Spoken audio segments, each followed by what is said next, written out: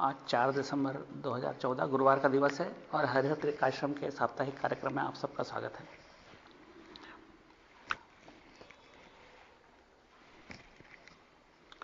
शिव सूत्र में हम अभी आणव उपाय पढ़ रहे हैं। जैसे कि हमारी परंपरा है, हम हर एक पढ़ाई करने के साथ ही साथ कुछ मूलभूत बातों पर पुनः पुनः ध्यान केंद्रित कर लेते हैं ताकि हम अपने मार्ग से भटके नहीं।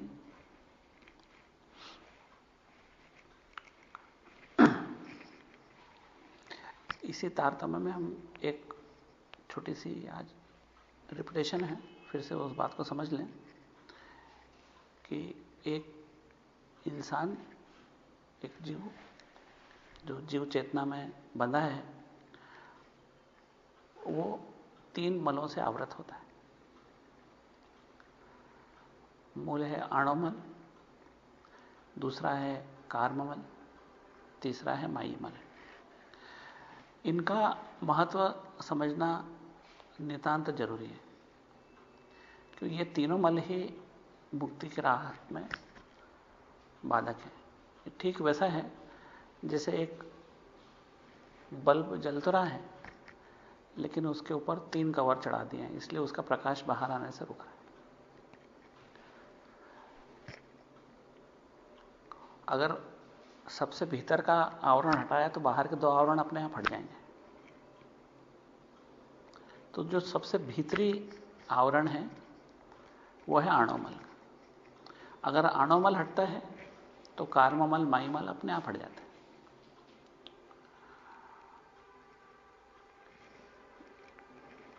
आणवमल क्या है?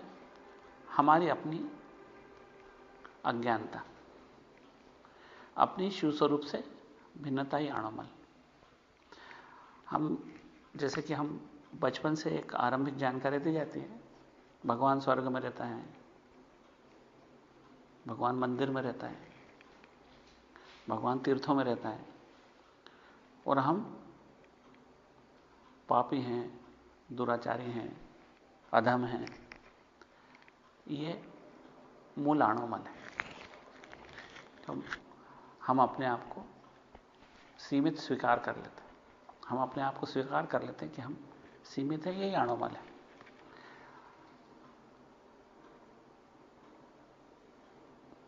और ईश्वर को हमसे अलग दूर किसी आसमान में बैठा।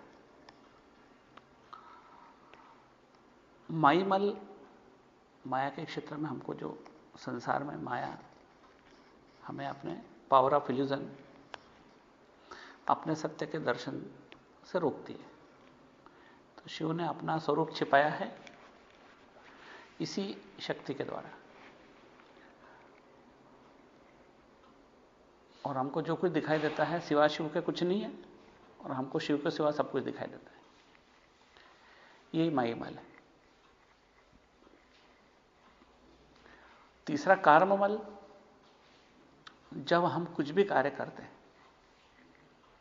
और हमको अपने स्वरूप का एहसास नहीं होता तो वो कार्य फल की उत्पत्ति करता है। कोई सा भी कार्य हो, अच्छा कार्य भी फल की उत्पत्ति करता है, बुरा कार्य भी फल की उत्पत्ति करता है, और उन फल को हम स्वीकार करते हैं। उस फल से फिर नए बीज पैदा होते हैं। ये एक अनवरत सिलसिला चलता जाता है। जैसे हमने कोई अच्छा कार्य किया, उसका सुफल मिला, बुरा कार्य किया, उसका बुरा फल मिला, और ये सारे फल हम स्वीकार करते हैं। ये जीवन फलों को स्वीकार और सहन करने के लिए और उनको भोगने के लिए अपर्याप्त होता है, इसलिए हमको नया पर नया जीवन मिलता चला जाता है। ये कार्ममल है। कार्ममल तब है जब तक हम अपने स्वरूप से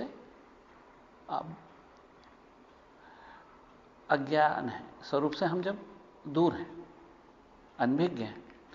जब अपने स्वरूप का बोध हो जाता है, उसके बाद हम जो कुछ भी करते हैं वो कार्ममल नहीं है।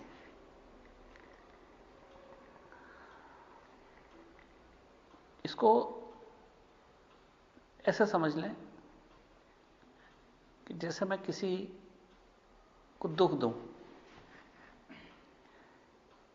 दुख देने के लिए कि इसको मुझे दुख देना है, इसने मेरा बुरा किया था।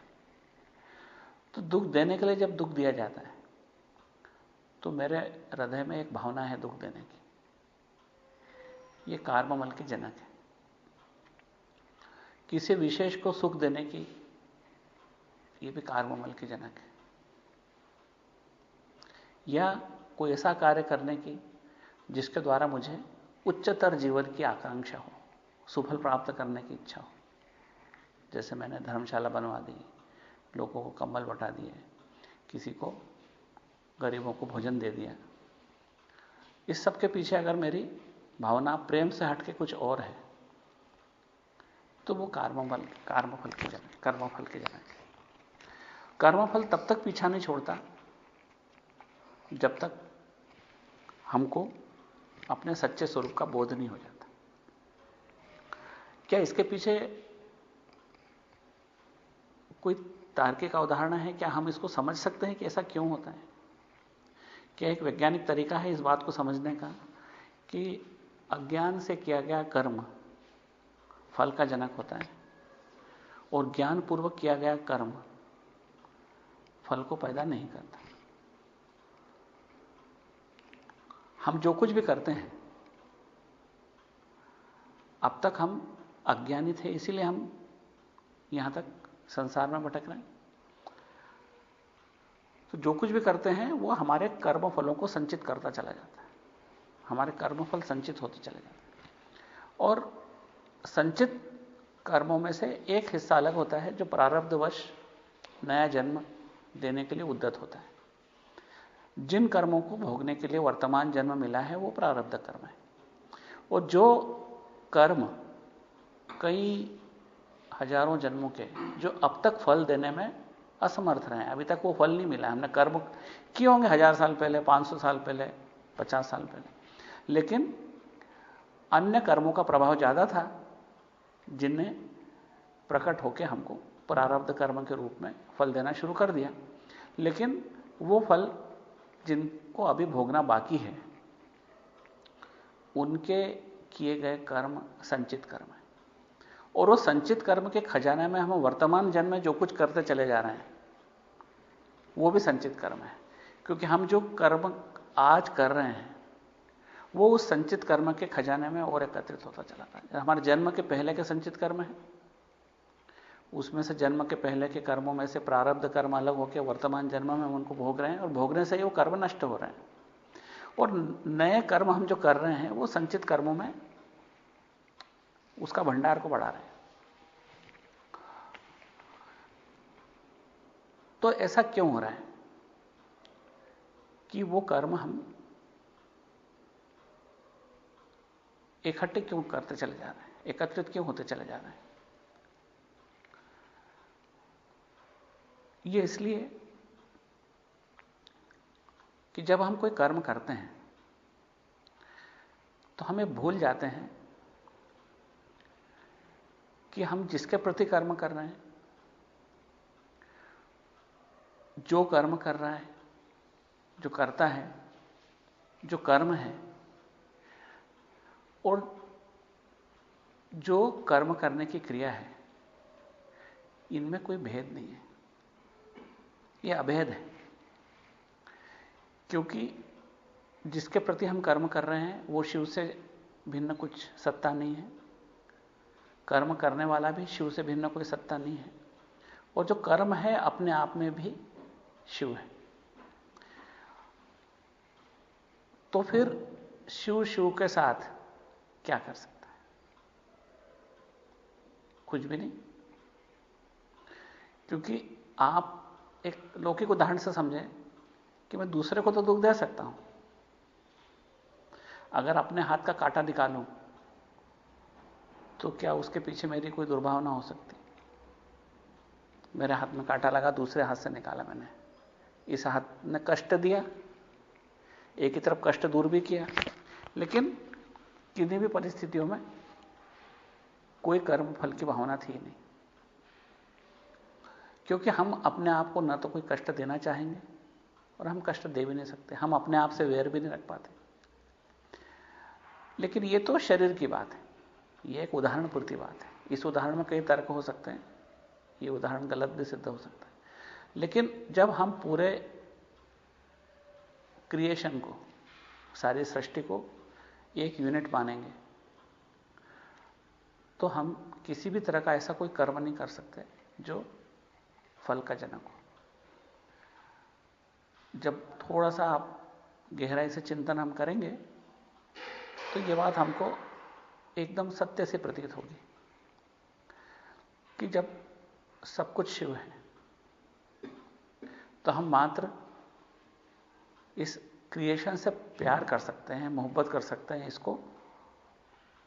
इसका उल्लास बना सकते हैं कि जो कुछ क्रिएटेड है वो मेरा अपना स्वरूप है।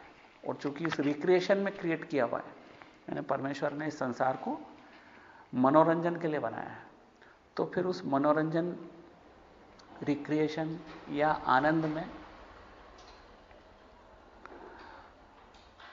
कोई कमी कभी हो ही नहीं सकती।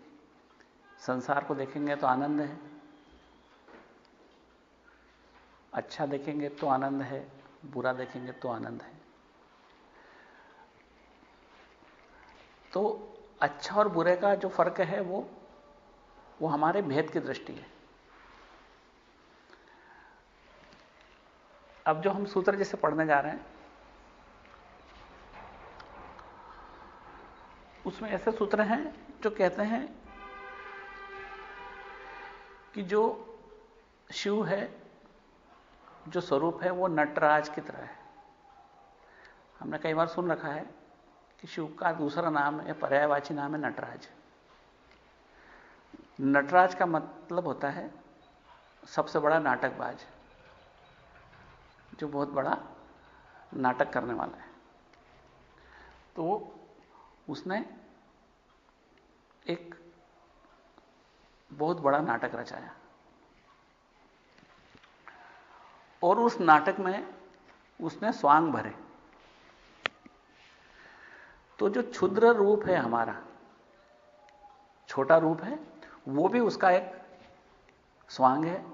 और जो हम कहते हैं वो भगवान बैठा है आसमान में बहुत बड़ा, वो भी उसका एक स्वांग है। वो भी वास्तव में सत्य नहीं है कि वो आसमान में बैठा या स्वर्ग में बैठा, वो भी उसका एक स्वांग है, वो भी एक रूप धर रखा है उसने। जो मंदिर के अंदर जो हमको मूर्ति, शिवलिंग या तरह तरह के, हमारे गुरुदेव की भाषा में कुत्ते, पिल्ले, बंदर बहुत सारे हैं, बोलिए ये भी स्वांग है उसके।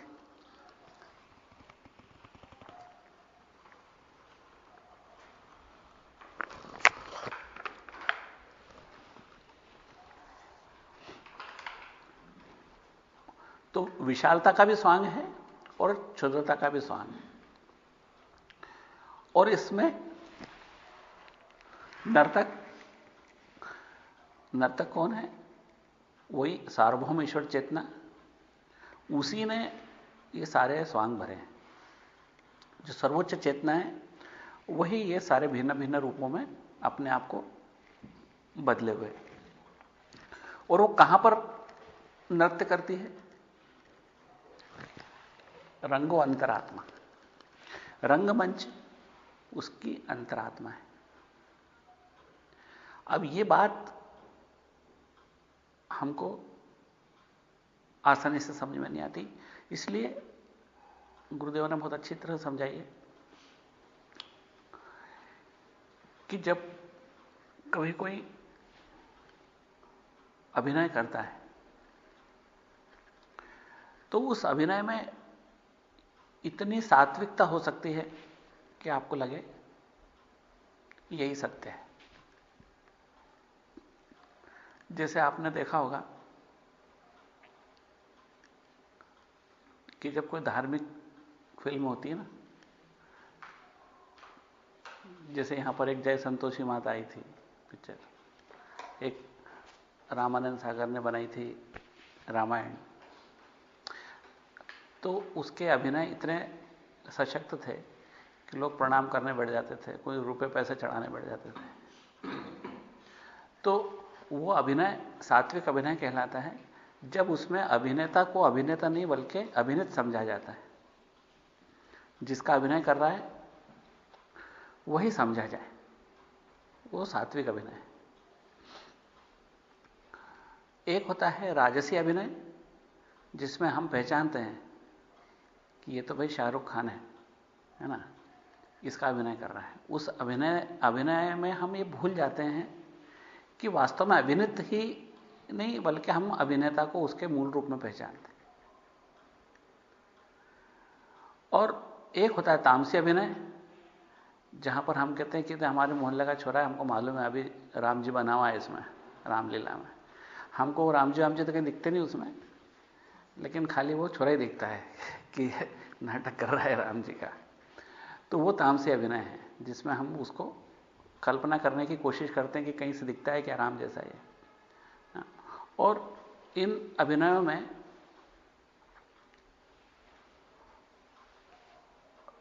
जैसे गुरुदेव ने व्याख्या करते वक्त समझाया था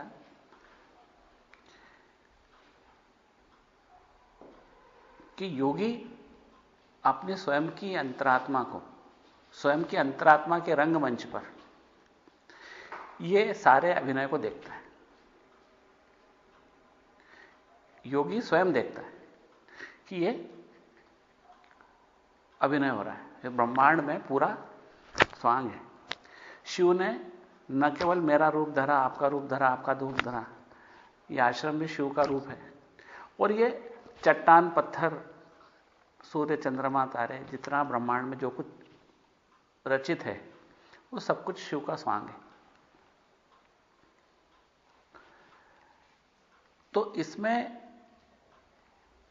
जब वो सात्विक अभिनीत योगी देखता है तो वो देखता है कि ये एक बड़ा नाट्य मंचन हो रहा है और उसमें मैं भी भाग ले रहा हूं, मैं भी नाटक में भाग ले रहा हूं,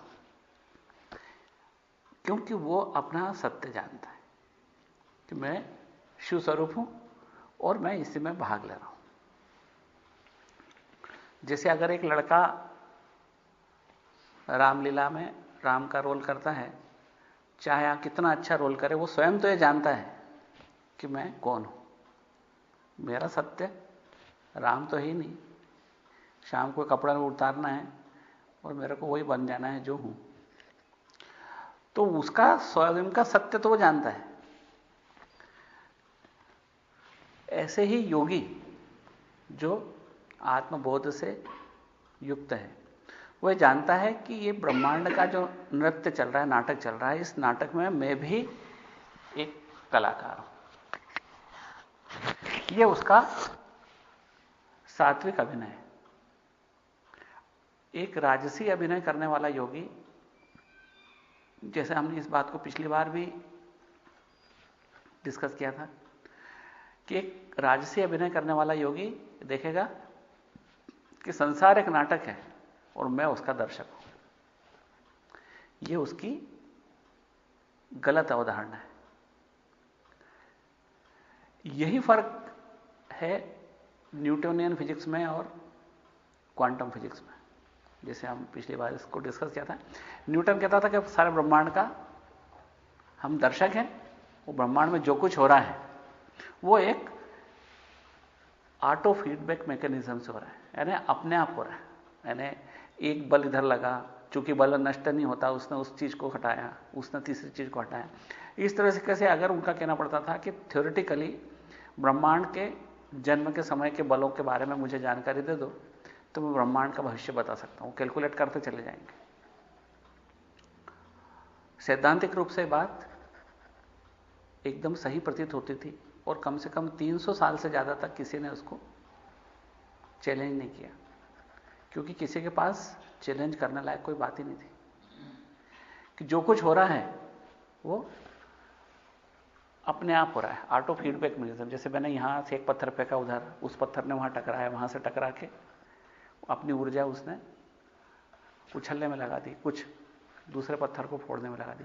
तो जो कुछ हो रहा है क्रिया, उस समस्त क्रिया की गणना संभव है। सैद्धांतिक रूप से बिल्कुल ठीक बात है। लेकिन सात्विक अभिनय वो है जो वो जाने कि मैं भी इसमें अभिनेता हूं, मैं दर्शक नहीं हूं, मैं खुद भी इसमें अभिनेता हूं।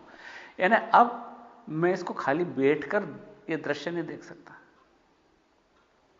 वरन मैं जो कुछ करता हूं वो भी इस नाटक का हिस्सा है। ये तभी संभव है जब उसको स्वयं का स्वरूप जानता हो। और यही क्वांटम फिजिक्स भी बोलता है कि तुम संसार में जो कुछ करते हो वो उसी संसार का हिस्सा है जिसके ऊपर तुम कभी कभी कमेंट्री करने बैठ जाते हो। क्योंकि जो कुछ तुम देखते हो वो अपने आप नहीं हो रहा है, जो तुम कर रहे हो वो देख रहे हो। एज ए यूनिट सारे लोग सामूहिक रूप से जो कर रहे हो वो हो रहा है और वही तुम देख रहे हो। और सामूहिक रूप से जब कोई करता है तो व्यक्तिगत स्तर पर इसकी गणना संभव नहीं है, स्टैटिस्टिक्स से ही गणना संभव है। और इसी का नाम रखा है थ्योरी ऑफ अनसर्टेनिटी, है ना, अनिश्चितता का सिद्धांत। फिर हम वैज्ञानिकों को बहुत समय तक पेट में दुखता रहा कि हजम होने लायक बात नहीं है, हमारे विज्ञान में तो सब सर्टन है, ये अनसर्टेनिटी कहां से आ गई। जब हिसेनबर्ग ने बताया आज से तकरीबन 90 साल पहले, तो लोगों को यह बात बिल्कुल हजम नहीं होती थी कि अनसर्टेनिटी कैसे हो सकती है विज्ञान में।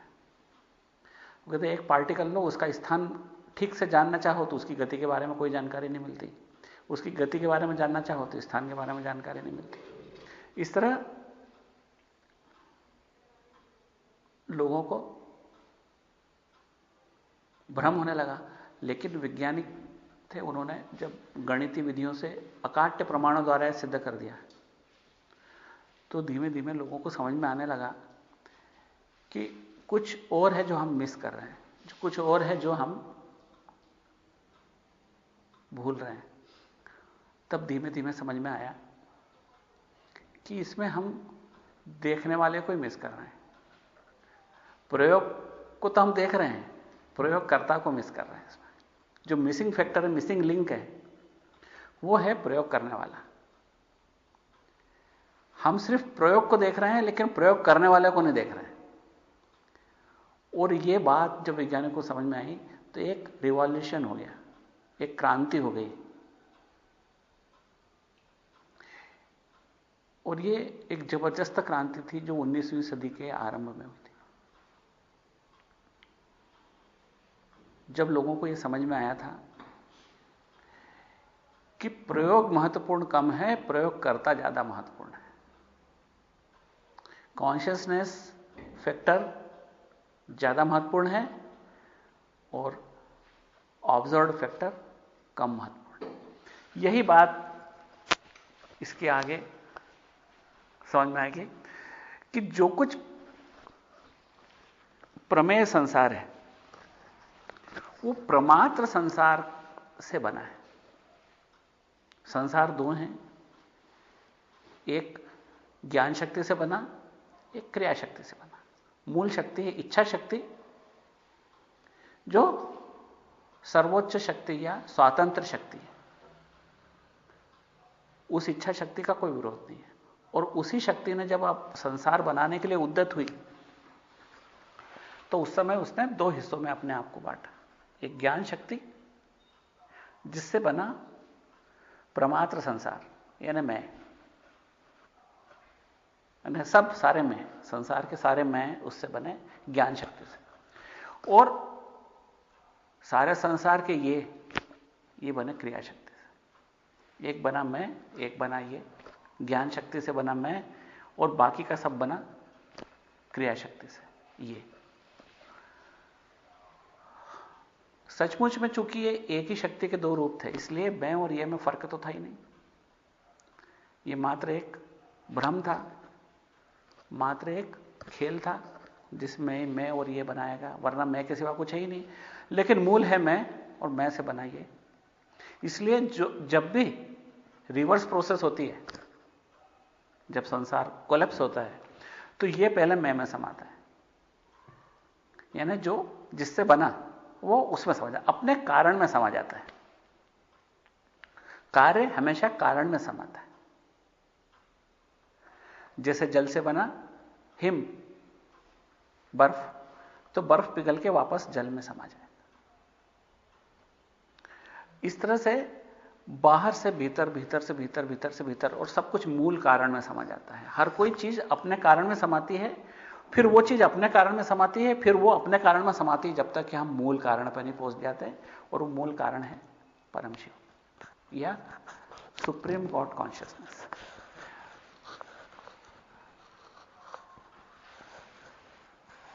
अब ये जो संसार का नृत्य चल रहा है, नाटक चल रहा है, जिसमें आपने अभी देखा कि एक योगी जो सात्विक नृत्य कर रहा है, वो जानता है कि मैं ही नटराज हूं, और वो अपने आप को इसका हिस्सा समझता है। मतलब वो क्वांटम फिजिक्स के लेवल पर हो जाता है। जब वो समझता है कि संसार का मैं तो दर्शक हूं, संसार शिव का नृत्य है मान लो, लेकिन फिर भी मैं तो इसका दर्शक हूं, शिव के नृत्य का दर्शक हूं, मैं उसका नर्तक नहीं हूं, मैं उसका दर्शक हूं। बस ये उसका राजस स्तर है, वही न्यूटनियन फिजिक्स है। और तीसरा है तामस स्तर। तामस स्तर पर वो जानता है भगवान ने संसार बनाया, बस इतना मान सकता है वो। ये भी मान सकता है कि सब नाटक है, नृत्य है,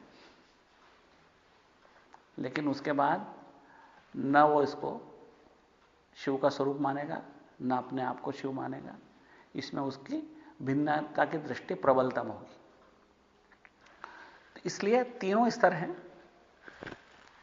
और ये अंतरात्मा ही वास्तविक नाटककार है। अंतरात्मा बनती है, आत्मा के तीन स्तर हैं।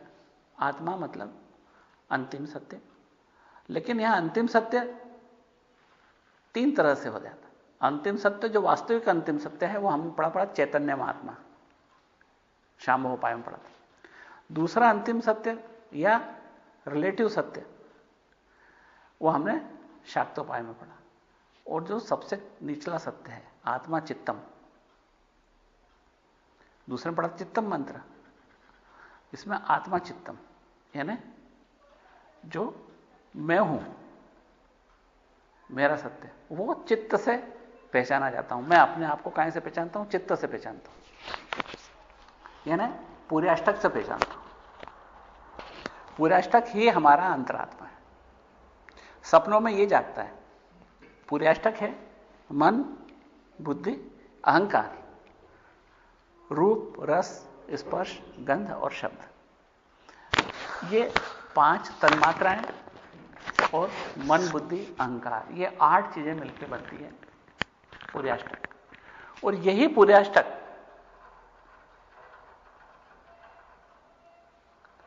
ये इनर सर्कल है माता जी का, मंत्रिमंडल है इनका, जो इंसान के माथे पे बैठा रहता है। हम पूरे अष्टक के संसार में जीते हैं, पूरे अष्टक का राज चलता है। यह 8 का मंत्रिमंडल हमारे शरीर पर राज करता है, हमारे पूरे बीइंग पर, हमारे अस्तित्व पर राज करता है। ये कभी हम मन के अधीन होते हैं, कभी बुद्धि के अधीन होते हैं, या अहंकार के अधीन होते हैं। हमारी अधीनता हम स्वीकार कर लेते हैं। अगर मन उदास है तो हम कहते हैं हम उदास हो गए। हम कोई बुद्धिमान है तो कहते हैं ये आदमी बुद्धिमान है। हमने उसकी बुद्धिमत्ता को ही उसका अस्तित्व मान लिया। वो बहुत बड़ा आदमी है, उसके अहंकार को हमने उसका अस्तित्व मान लिया। और हम स्वयं के बारे में भी ऐसे सोचते हैं कि हम बहुत अच्छी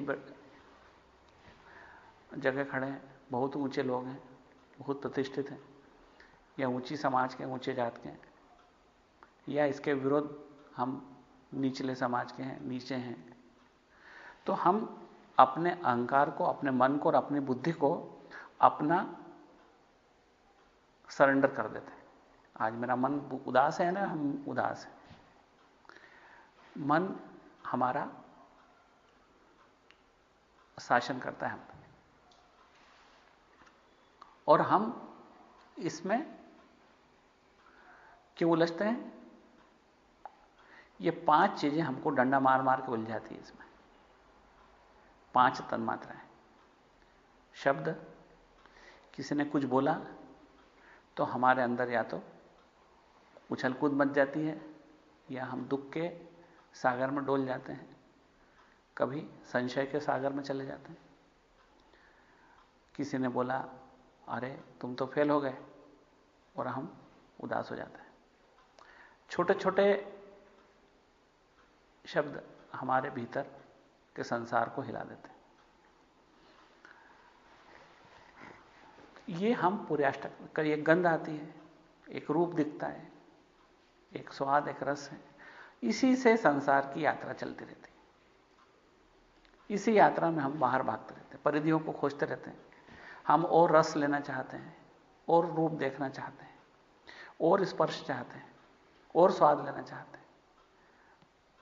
इस तरह से हम ये 5 तन्मात्राएं आपको सदा परिधि की ओर बढ़ाती हैं, आपके मुक्ति के मार्ग को रोकती हैं।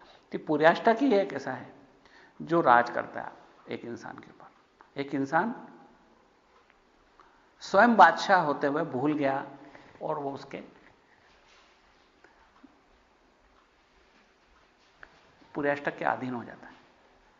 वो अपनी बादशाहत को भूल गया, और ये भी भूल गया कि पुर्याष्टक मेरे अपने ही पैदा किए हुए हैं। ये 8 मेरे अपने सबऑर्डिनेट्स हैं, मैंने ही इनको पैदा किया, और मैं अब इनके कैसे अधीन आ गया, इस बात को भूल जाता है। लेकिन जो योगी होता है, जो जानता है कि विश्व का नृत्य जो मेरी अंतरात्मा के ऊपर खेला जा रहा है, अंतरात्मा यानी पुर्याष्टक। एक होती है बाहरी आत्मा जो हमारे शरीर से संबंधित होती है, जो शरीर में हमारे सेंसेशंस होते हैं, वो हमारी बाहरी आत्मा है। और एक होती है विश्वात्मा, जो हम बोध के बाद समझ में आती है कि यूनिवर्सल कॉन्शियसनेस क्या है। सारा ब्रह्मांड एक ही ऊर्जा से ओतप्रोत है, pervaded by one single energy, पूरे ब्रह्मांड। तो वो स्थिति यूनिवर्सल कॉन्शियसनेस की। लेकिन जो संसार का रंगमंच है वो अंतरात्मा है, क्योंकि जैसे ही हमको यूनिवर्सल गॉड कॉन्शियसनेस का अनुभव होता है, तो हमारे मतलब जो सर्वोच्च चेतना का अनुभव होता है, तो संसार का जो नाटक खत्म हो जाता है, क्योंकि हम उसमें सत्य को जान जाते हैं। हम फिर ये नहीं कहते हैं कि रामलाल श्यामलाल है, हमको फिर सब शिव स्वरूपता दिखाई देने लगती है हर स्वरूप में। फिर हमको ये भी नहीं दिखता है कि ये बदमाश है, चोर है, गुंडा है, उचक्का है, बदमाश है, हत्यारा है। ये हमको ये जो भिन्नता दिखाई देती है, वो भिन्नता मात्र शिव स्वरूपता के न दिखने की वजह से होती है। और ये क्यों होता है?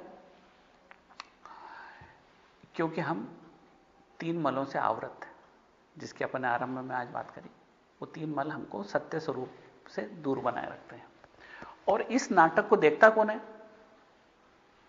प्रेक्षकाणी इंद्रियाणी, यानी हमारी इंद्रियां इस नाटक को देखती है। अब अगर हमारे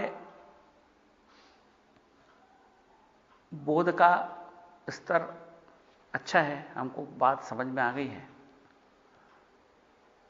तो ये इंद्रियां हमारे स्वयं के नृत्य को देखती हैं, हमारे स्वयं का नृत्य को देखती हैं। ये देखती हैं कि हमने कैसा स्वांग भरा, आज हम कैसे बोल रहे हो। वो हमारी इंद्रियां बाहर खड़े होकर हमको देखती हैं, ना इंट्रोवर्ट हो जाती है, अंतर्मुखी हो जाती हैं। सारी इंद्रियां अंतर्मुखी होकर हमारे अपने ही नृत्य को देखती हैं। यही इंद्रियों की सात्विकता हो जाती है। ये इंद्रियां अब तक किन से जुड़ी थी? रस, स्पर्श, शब्द। लेकिन अब किससे जुड़ गई वो हमारी वास्तविक सत्य से। जैसे ये बाहर की तरफ देखती है, तो इनको शब्द, स्पर्श, रूप, रस, गंध दिखाई देते हैं। ये इंद्रियां जैसी अंदर की तरफ इंट्रोवर्ट होती हैं, इनको हमका वास्तविक स्वरूप दिखाई देने लगता है कि मैं शुद्ध स्वरूप हूं, यही मेरी वास्तविकता है। और जैसे ही ऐसा होता है, कर्म पर से हमारी पकड़ ढीली होती चली जाती है, या कर्म की हम पर से पकड़ ढीली होती चली जाती है। वो एक आवरण हट जाता है, कर्म का आवरण हट जाता है। अब हम जो कुछ करते हैं वो हमारे लिए बंधन कारक नहीं होता।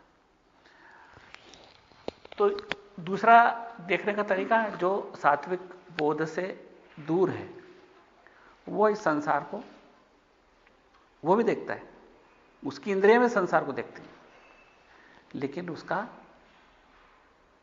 भेद भरा दृश्य देखती है। उस इंद्रिय में यह देखती है वो कि देखो ये बुरा है, ये अच्छा है, ये अपने वाला है, ये पराया है, ये अपने देश का, अपने मोहल्ले का, अपने गांव का है। उसको हर जगह भेद दिखाई देने लगता है। तो ये इंद्रियां इस संसार के नृत्य को देखती हैं। अब कैसे देखती हैं, ये इस बात पर निर्भर करती है कि वो इंद्रियां कितनी सत्व गुण से परिपूर्ण है। सात्विक हो गई है, शुद्ध हो गई है, लेकिन सत्व गुण भी छोड़ना जरूरी है। सत्व गुण अंतिम नहीं है, गुणों से परे जाना जरूरी है। गुणों से परे उस स्थिति है, वो है उन्मना की स्थिति, जहां मन समाप्त हो जाता है और मन पर पड़े सारे प्रभाव भी समाप्त हो जाते हैं। तब हम संसार को एक आनंद की दृष्टि से देख सकते हैं।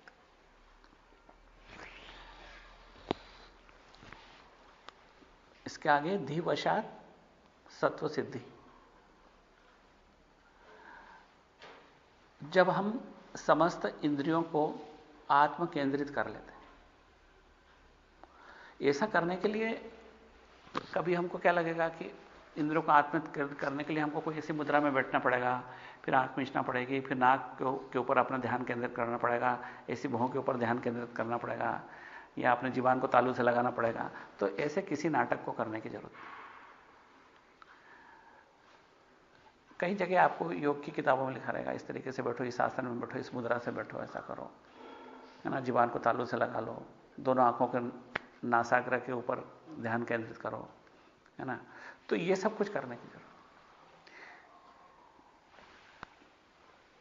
ये देह का मतलब होता है आपकी प्रज्ञा, आपकी वो बुद्धि जो ईश्वर ज्ञान से युक्त है, जो ईश्वरीय ज्ञान से जुड़ी है, वो बुद्धि जो अब संसार में भागने के बजाय आपको मुक्ति के मार्ग पर ले जाने के लिए उद्यत है, उसी का नाम देह। और उस बुद्धि के वश में अगर आप अपने आप को कर लेते हो तो सत्व सिद्धि हो जाती है। सत्व सिद्धि यानी सत्य का ज्ञान।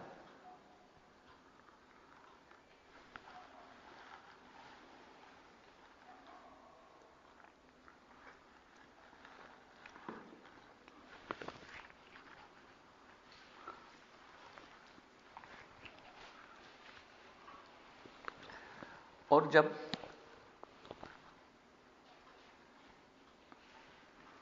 सत्व का ज्ञान होता है तो हमारे भीतर का संसार, बाहर का संसार एक हो जाता है। अब कुछ ऐसा नहीं होता कि कोई बाहर से आके भीतर तूफान खड़ा कर देगा। कोई भी शब्द, स्पर्श, रूप, रस, गंध हमारे भीतरी संसार को आंदोलित अब नहीं कर पाएगा। जितनी तन्मात्राएं हैं ये अधिष्ठात्रियां हैं, और मन, बुद्धि, अहंकार सहित ये 8 देवियां हैं, जो 8 देवियां हमारे माथे पर राज करती हैं। इनकी अधिष्ठात्री है अज्ञाता माता, जो ब्रह्मरंध्र में उसका राज है। जो मुक्ति के मार्ग को रोकती है और सतत हमको संसार की ओर धकेलती। जैसे आपके हृदय में आज है कि आप शांत चिंतन करें, कहीं बैठें और अपने वास्तविक स्थिति का चिंतन करें कि हम क्या हैं, हम क्या कर रहे हैं, क्या है हमारा उद्देश्य। क्या अगर आज मेरा जीवन समाप्त हो जाए, आज इसी वक्त, तो क्या मैंने अपने जीवन के साथ न्याय कर लिया? क्योंकि ये तो किसी के साथ कभी भी हो सकता है, किसी भी समय हो सकता है। आज का दिन अंतिम दिन हो सकता है मेरे लिए। तो क्या मैंने अपने जीवन के साथ न्याय कर लिया या कुछ बाकी है? ये एक जबरदस्त आत्मचिंतन है और ये चिंतन हम में से सबको करना चाहिए। लेकिन जैसे ही आप इस चिंतन को करने बैठते हो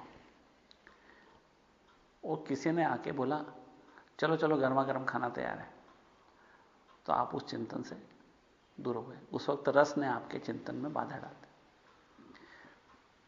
किसी ने बोला चलो आज बढ़िया दृश्य देखने चलना है, झांकी निकल रही है, तो रूप ने आपके चिंतन को रोक दिया। तो ये पांचों तन्मात्राएं सतत जागरूक रहती हैं कि आप कहीं स्वरूप चिंतन नहीं करने बैठ जाओ। जैसे ही आप अपनी इंद्रियों को इंट्रोवर्ट करते हो, अंतर्मुखी करते हो, इनको इंद्रियों को भीतर देखें, मतलब कान भीतर की आवाज सुने, आंखें भीतर का दृश्य देखें, जुबान भीतर का स्वाद ले, दिव्य स्वाद क्या है, दिव्य गंध क्या, बोले नहीं, वो उसको वापस बाहर खींच के ले जाएंगे, उसको भीतर का आस्वादन लेने नहीं देंगे। और जो भीतर का आस्वादन है वो भी सात्विक है, वो भी छूट जाता है आगे आगे जाके पूर्ण आनंद की स्थिति में वो भी सब कुछ समाप्त हो जाता है। वो भी एक सात्विक आनंद है जो छोड़ना पड़ता है, वो भी एक राह है।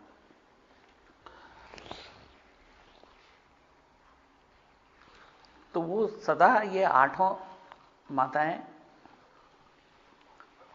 आपकी मुक्ति की राह की प्रबलतम बाधक है।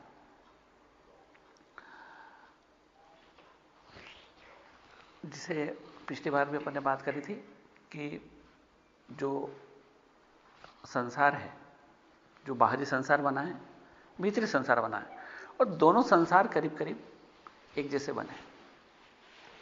एक संसार में रामलाल है तो आपके भीतर भी एक रामलाल है, बाहर एक चंद्रमा है तो आपके भीतर भी एक चंद्रमा है। आप आंख मीचो आपको चंद्रमा दिखाई दे जाएगा। बाहर की तरफ किसी ने आपको अपशब्द कहे तो आपके भीतर भी अपशब्द है।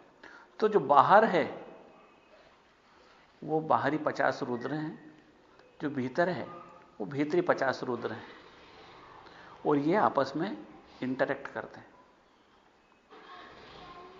ये आपस में झगड़ा करते हैं। बाहरी शब्द भीतरी शब्दों से मिलते हैं और प्रतिक्रिया करते हैं। जैसे किसी ने आपको गाली दी और आप अंदर तक क्रोध के आवेश में आ गए। किसी ने आपकी तारीफ की और हमारे अहंकार का स्तर ऊपर उठ गया।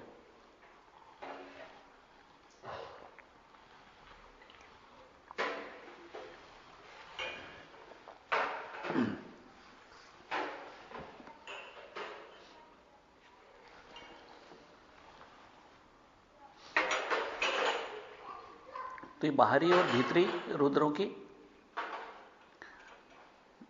क्रिएशन है। बाहरी संसार, एक भीतरी संसार, और दोनों के बीच में एक युद्ध है। यह युद्ध कब तक चलता है? जब तक वो बाहरी रुद्र ये जानते नहीं है कि हम भीतरी रुद्र ही और बाहरी रुद्र एक ही हैं, हम अलग अलग नहीं है। भीतरी संसार और बाहरी संसार में जब तक भिन्नता है, जब तक ये लड़ाई जारी रहेगी। हमारे भीतर एक पूरा संसार पलता है। इसको हम शांत चित्त देखें तो हमको दिखाई देगा भीतर पूरा संसार पलता है हमारे अंदर, और जितना बाहर है उतना भीतर है। और यही हम भीतरी संसार को अगर देखें, अगर प्रज्ञा बुद्धि से, तो हमको उसका सत्य समझ में आने लगता है। और जब हमको समझ में आने लगता है ये सब स्वांग है सर्वोच्च चेतना का, जो अंतरात्मा के रंगमंच पर जारी है, तो फिर हम इससे ज्यादा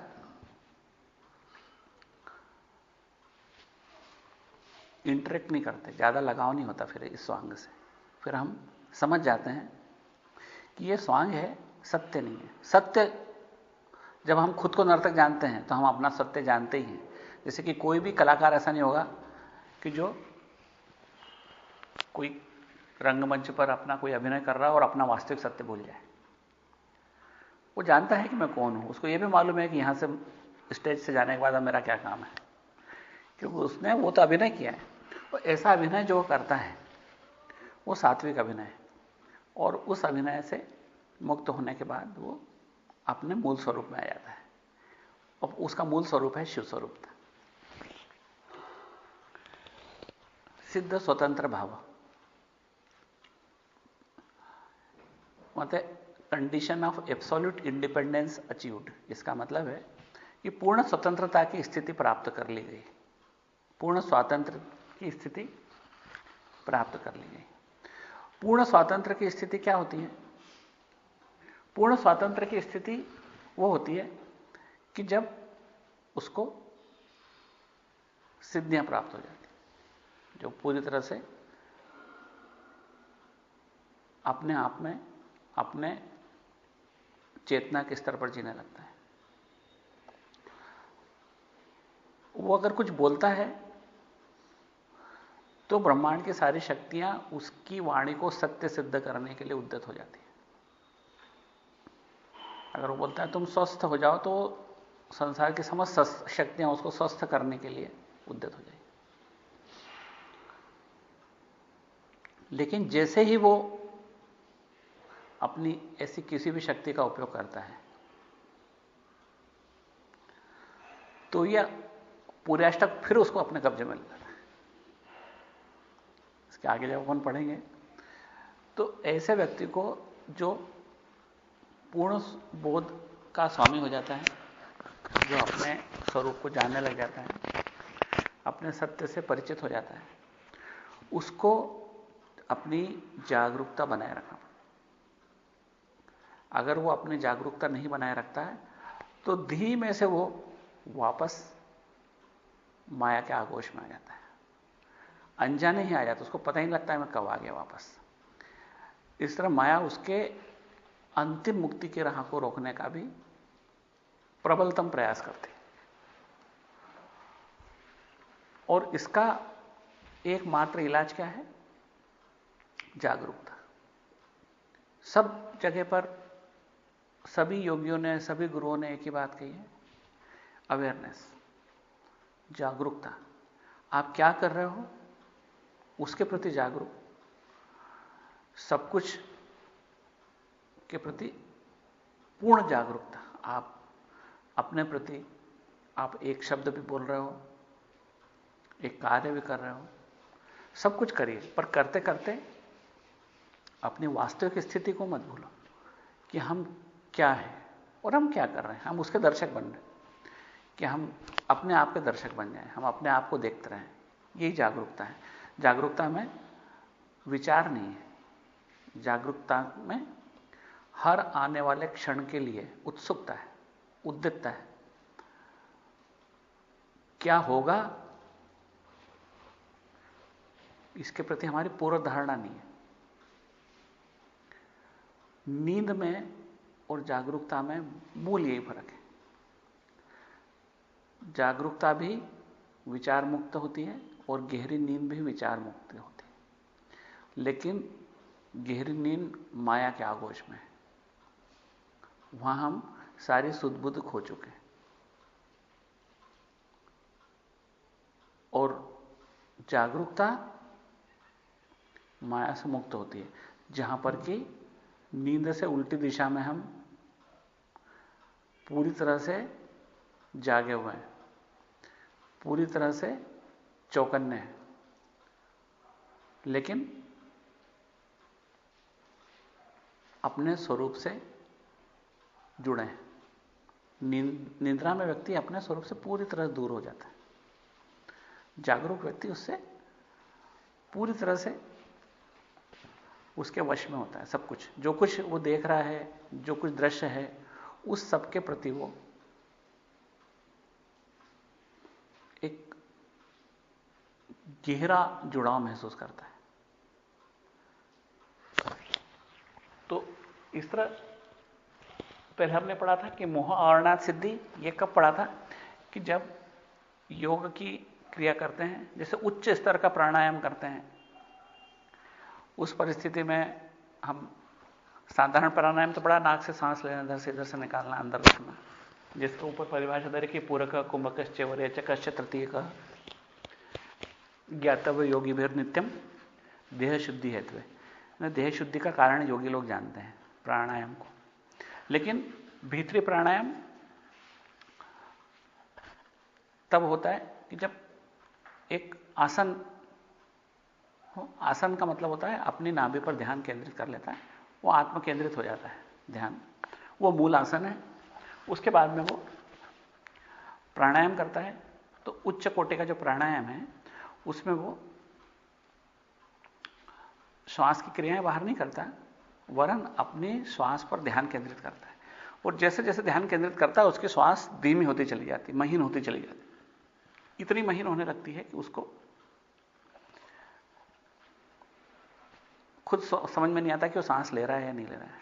उसकी महीन होते होते सूक्ष्म होती चली जाती, और उसके बाद में उसको दिव्य नाद, दिव्य स्वाद, दिव्य दृश्य सबको दिखाई देने लगता है। उन परिस्थितियों से अगर वो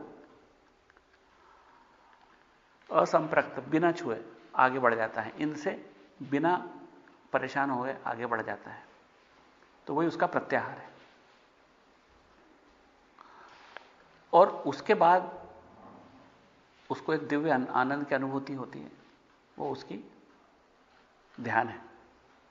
जब इस अनुभूति को, शिवावस्था को वो बनाए रखता है, संभाले रखता है, उसकी धारणा है। और वो जागृत में, स्वप्न में, घूमते फिरते समाधि के समय या संसार के कार्य के समय भी शिवावस्था को संभाले रखता है, तो वो उसकी समाधि। इसलिए ये उच्च स्तर का आसन, प्राणायाम, प्रत्याहार, ध्यान, धारणा, समाधि, ये सारे के सारे वो योगी भीतर ही करता है, बाहर से कुछ भी नहीं करता। चाहे वो कुर्सी पे बैठ के करता है, चाहे लेटे लेटे भी कर सकता है। तो ऐसा करने के बाद उसको जो अगर सिद्धि मिलती है वो सब मोह के क्षेत्र में मिलती, क्योंकि सिद्धियां क्या हैं? उसकी मुक्ति के मार्ग की बाधक है। उन सिद्धियों पर जब वो ध्यान नहीं देता, मोह जयात अनंता भोगात सहज विद्या जय, वो आत्मव्याप्ति से शिव व्याप्ति की ओर अग्रसर होता है। आत्मव्याप्ति बताया जैसे अपनी खुद की कॉन्शियसनेस में समा जाना, शिव व्याप्ति है ना संसार की कॉन्शियसनेस में समा जाना, अपने आप की कॉन्शियसनेस में, अपनी चेतना में समाने को आत्मव्याप्ति बोलते हैं। और जबकि इसको पूर्ण तरह बाहर निकालना शिव व्याप्ति है।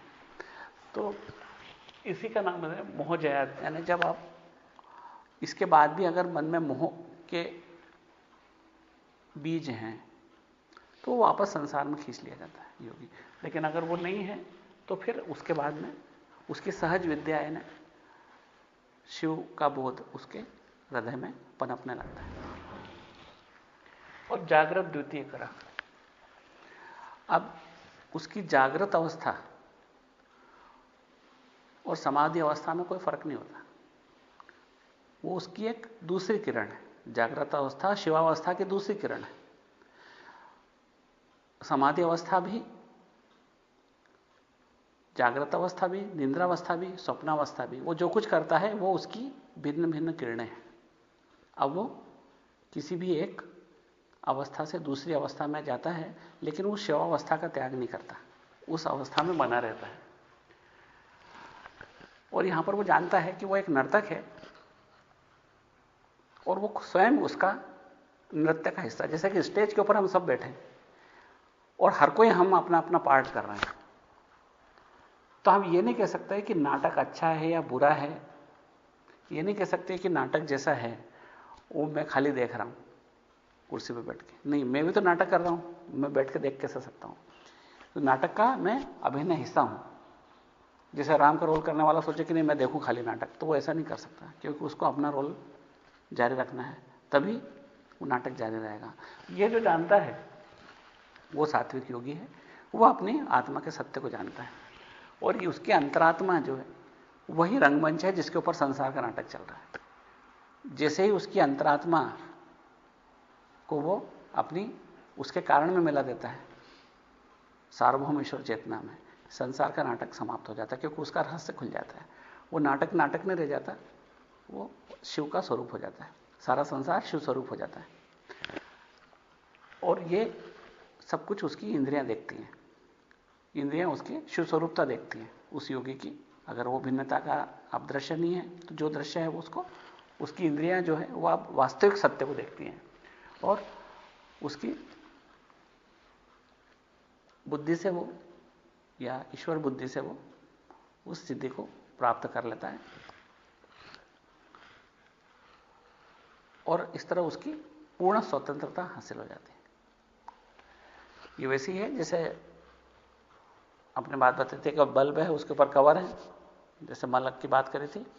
यहां पर भी है कि जब तक उसके पास मोह का आवरण है तब तक वो पूर्ण रूप से शिवावस्था प्रकट नहीं होती। जब तक उसमें मोह का थोड़ा सा भी हिस्सा है, मोह पर अपना नियंत्रण सबसे बड़ी बात है। जो मोह पर नियंत्रण तभी आता है, मोह क्या है कि हम कुछ हिस्सों में, संसार के कुछ हिस्सों में अपनत्व और कुछ हिस्सों में अपनत्व से दूरी बनाए रखते हैं, वही मोह है। और वो जब तक है तब तक हम पूर्ण सिद्धि से दूर हैं। ये हम मोटे तौर पर अब हमने 13 पढ़ लिया। अब इससे आगे के अपन अगली बार में शुरू कर देंगे।